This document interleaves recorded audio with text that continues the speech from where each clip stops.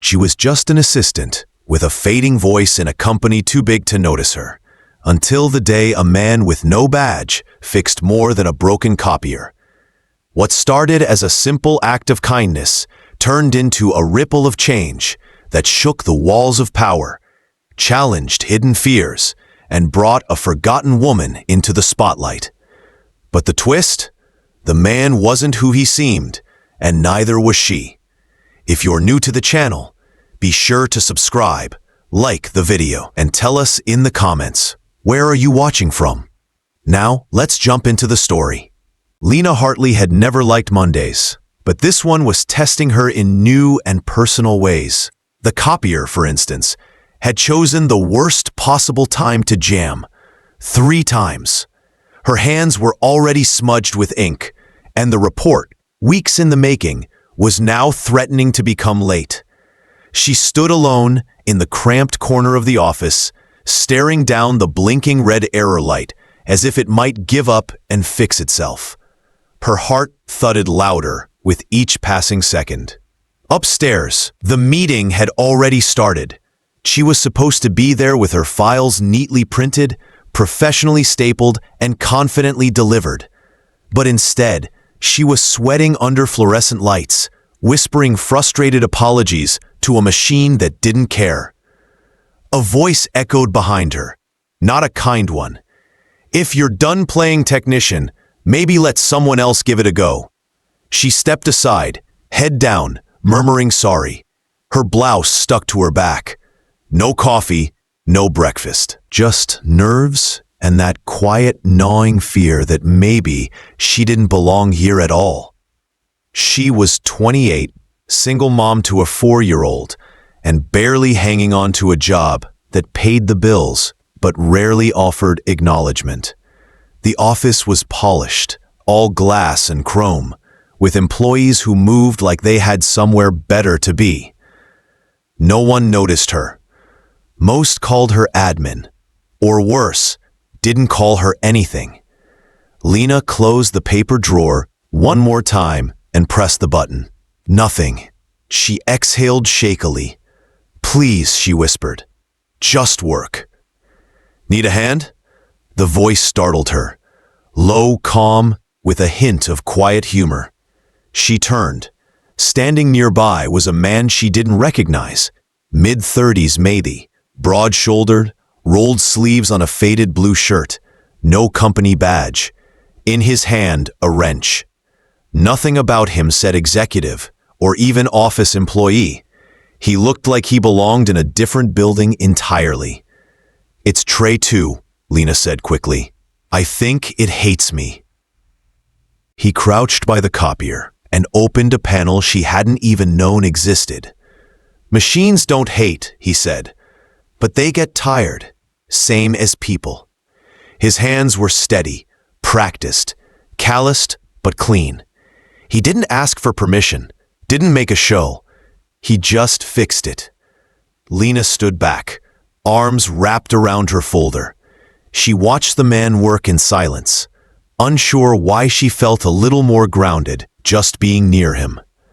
"You're having a rough day," he said, not unkindly. She gave a tired laugh. "You could say that. Anything I can do to help?" She hesitated.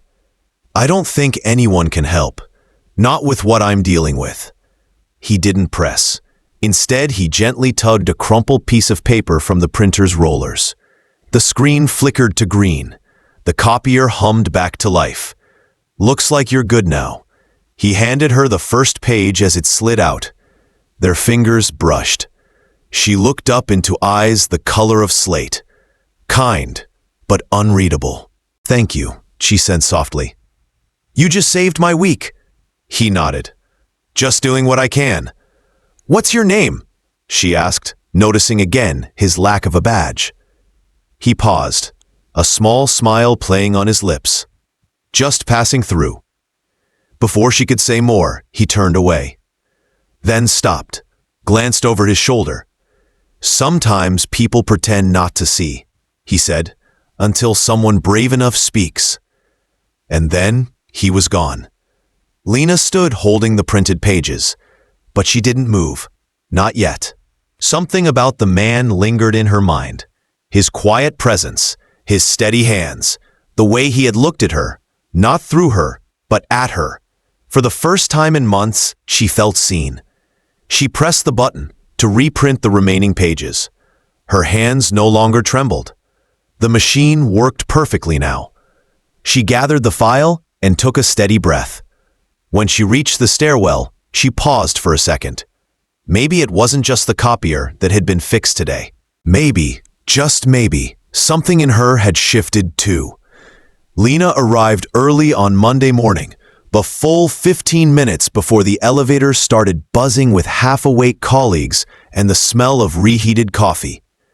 The office was still quiet, shadows stretching across the marble floors, windows catching the first soft beams of sunlight.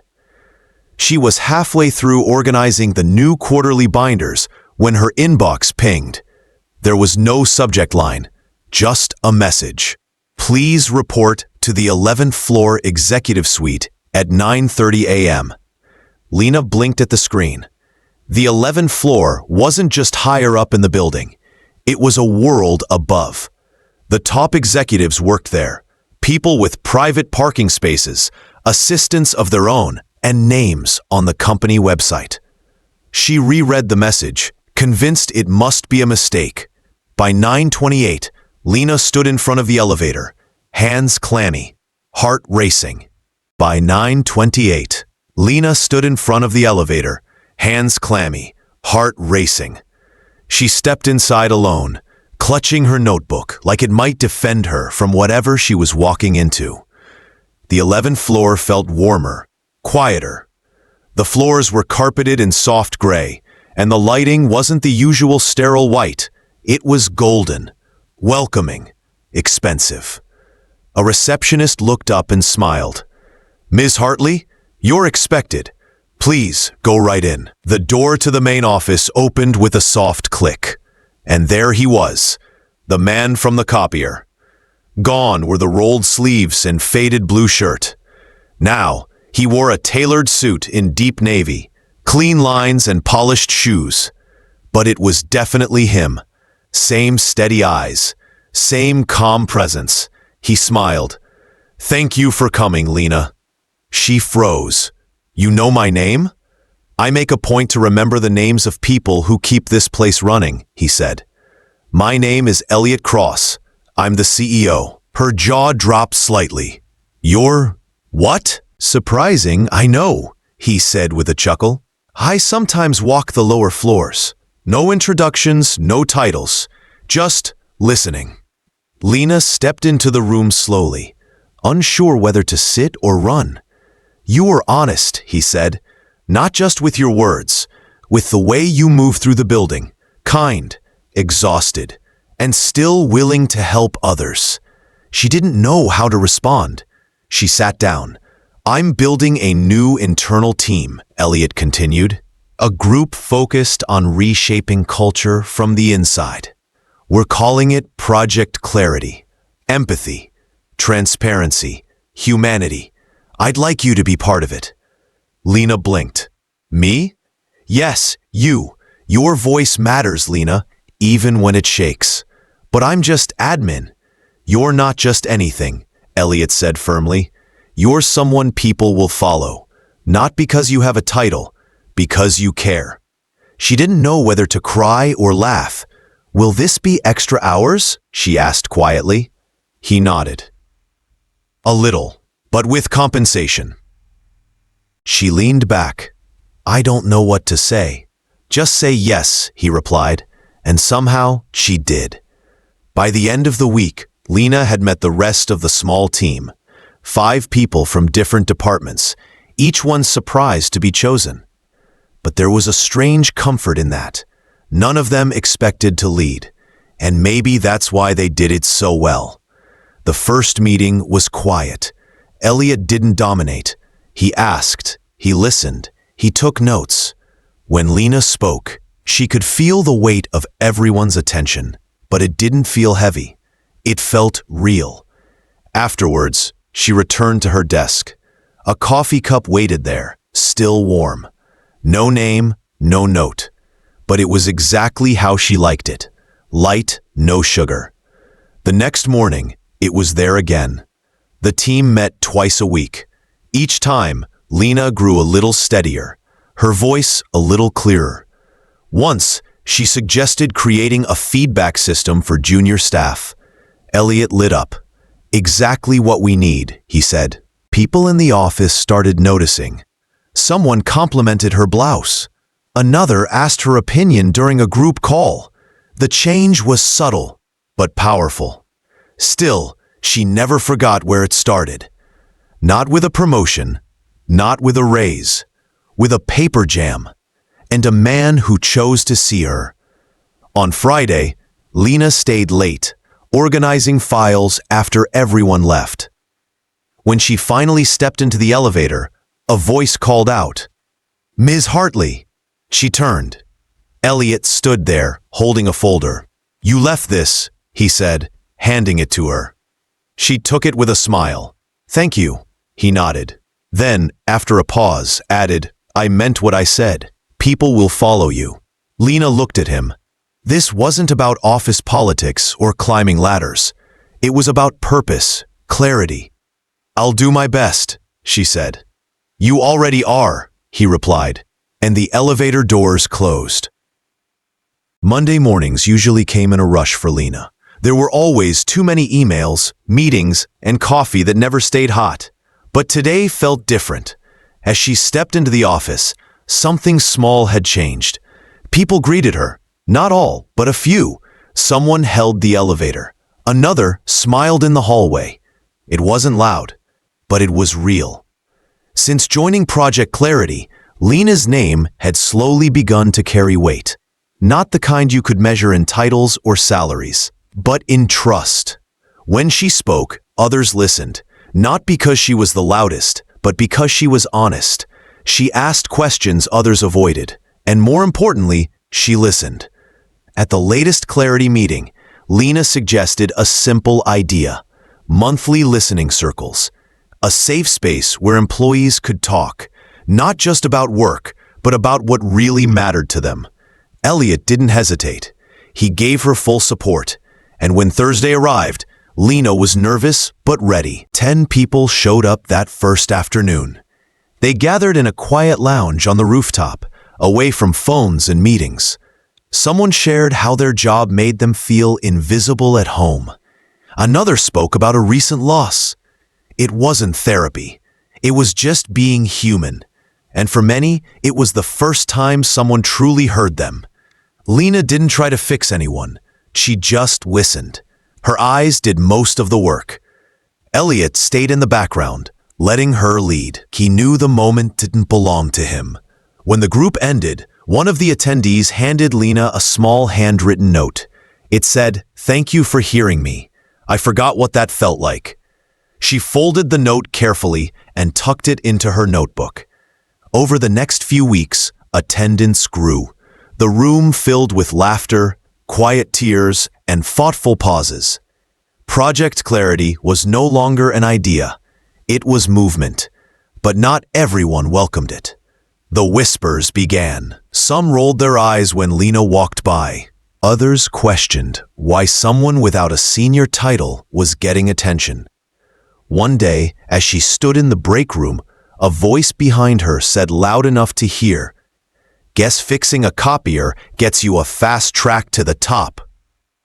Lena froze. Her chest tightened. She said nothing and returned to her desk. Her confidence wavered. The courage she had worked so hard to build felt fragile again. That evening, Elliot passed by her desk. He paused when he noticed she hadn't left. "Long day?" he asked gently. She nodded, not trusting her voice. He sat across from her. "You don't have to tell me, but if it helps, I've heard them too." She looked up, eyes tired. "Why is doing something good so hard?" "Because it makes others look at themselves," he said, "and not everyone's ready for that." Lena let his words sit. Then quietly, "It still hurts." "I know," he replied, But you're not alone in this. You never were. She took a deep breath, not sure if she believed him yet. But it helped. Just a little. On Monday, she came back stronger. The next session doubled in size. Lena stood in front of the group, her voice steady. She opened the meeting by saying, "This isn't a fix. This is a mirror. Say what you need. We're here to listen." At the end, someone asked her why she started this. She thought for a moment, then answered, "Because no one should feel invisible in a place they spend most of their life." The room was silent after that. Not uncomfortable, just full. Later that day, Elliot sent out a company-wide message. It was short, not flashy, just a line that read, "Every name matters. Every voice counts. Silence isn't the absence of sound, it's the presence of listening." The quote wasn't credited, but those who had been at the meeting knew whose words they were. Lena never needed recognition. She needed space. And now, she was helping others find it too. One morning, she arrived at her desk and found a small plant. A sticky note was tucked beneath its leaves. It said, "Thank you for growing things that others gave up on." She smiled. She didn't need a title to be heard. She didn't need a badge to be seen. And in that quiet strength, she found something more powerful than approval. She found belonging. And for the first time, Lena wasn't just part of the company. She was part of its heart. Saturday morning arrived quietly. Lena sat on her couch, a cup of tea in her hands, the city just waking up outside her window. Sunlight painted soft gold across her floor. It had been weeks since Project Clarity began.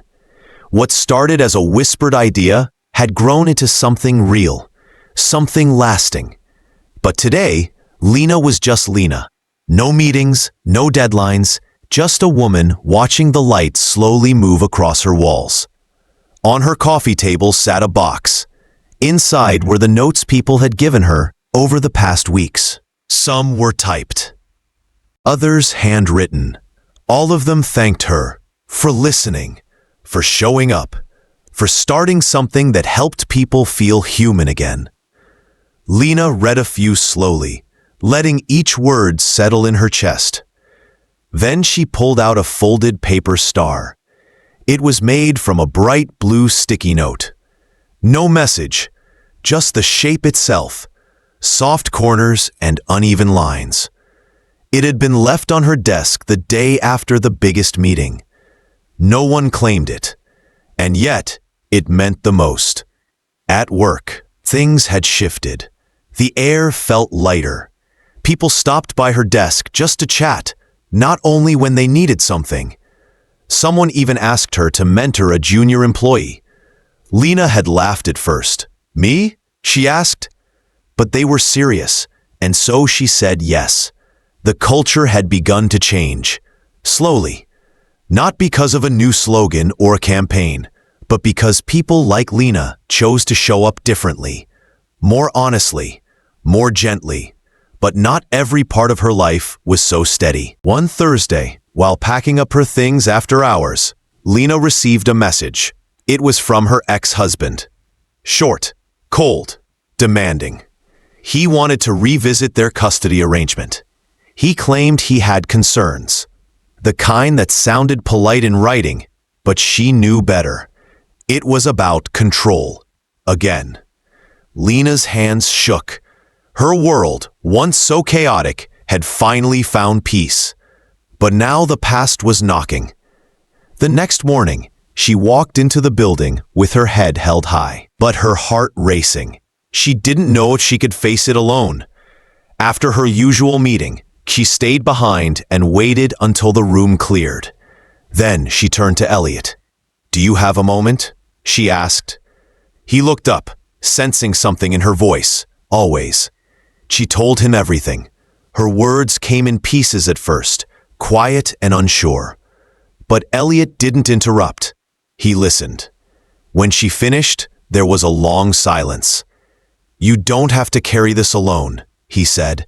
and you shouldn't. He didn't push. He simply offered to help, not as a boss, not even as a friend, but as someone who had come to care deeply in the quiet, patient way that mattered most. That afternoon, they sat across from a lawyer recommended by Elliot. The office was warm. The woman's voice was steady. "Let's talk about what you need," she said. Lena felt herself breathe for the first time in hours. The days that followed weren't easy. There were legal forms, late-night anxiety, and moments she questioned herself. But there were also unexpected kindnesses. A coworker brought her lunch without asking. Someone from accounting left a card on her desk that simply said, "You matter here." Through it all, the paper star stayed tucked inside her notebook. On the day the hearing arrived, Lena stood before the judge with calm strength. She spoke simply, clearly. The truth did not need decoration. Her past did not win.